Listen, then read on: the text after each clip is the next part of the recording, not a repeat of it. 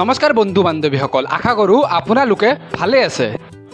আজি আমি এনেকুৱা এটা ভেকেন্সিৰ কথা আলোচনা কৰিম যিটো আমাৰ সৰুৰে পৰা বহুতৰে সপোন। ভেকেন্সিটোৰ নাম হয় IB অৰ্থাৎ ইণ্টেলিজেন্ট ব্যুৰো। এই ভেকেন্সিটোৰ ডিটেইলবোৰ আমি এইটো ভিডিঅ'তে আলোচনা কৰিম।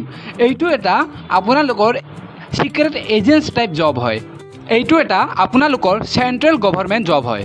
এই জবটোত আপোনালোকৰ প্ৰায় 45,000 চেলেৰি থাকিব।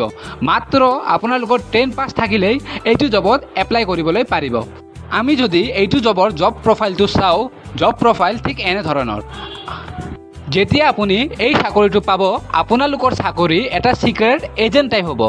এই চাকৰিটোৰ আপোনালোকৰ যদি মই উদাহৰণ দিওঁ, এইটো চাকৰি আপোনালোকৰ কিবা আন্দোলন হৈছে আমাৰ দেশত, সেই আন্দোলনৰ মাজত আপোনালোকক পঠাব এটা সাধাৰণ নাগৰিক টাইপ।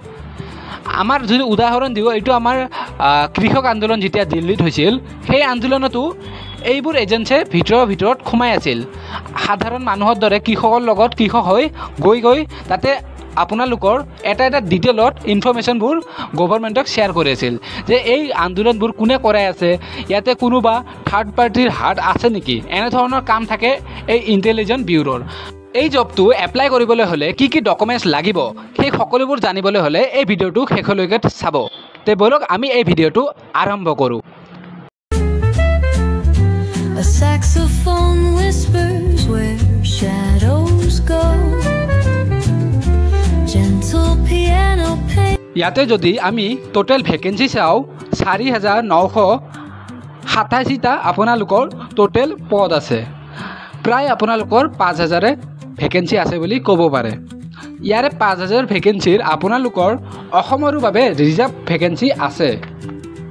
এই অসমৰ ভেকেন্সিৰ কোনো বাহিৰা কেণ্ডিডেটে এপ্লাই কৰিব নোৱাৰে, কিয়নো এই অসমৰ ভেকেন্সিত আপোনালোকৰ লেংগুৱেজৰো এক্সাম হ'ব। লাইক আপোনালোকৰ এছামিজ, বড়ো, নেপালী, মণিপুৰী, খাচী, গাৰো, কোচ ৰাজবংশী ভাষা, বেংগলী ভাষা ইত্যাদি ভাষাৰ আপোনালোকৰ এক্সাম হ'ব।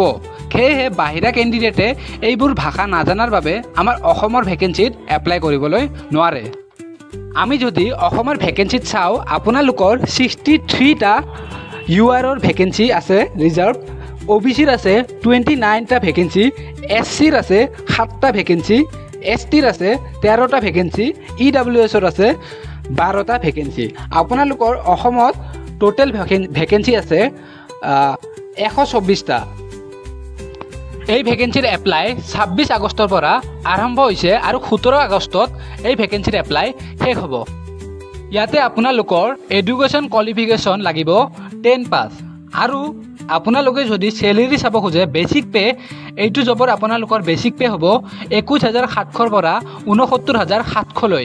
কিন্তু ইয়াতে আপোনালোকৰ এক্সট্ৰা এলাউন্সো থাকিব, যাৰ ফলত আপোনালোকৰ ট্ৰেইনিঙৰ পিছতে 45,000 চেলেৰি হৈ যায়।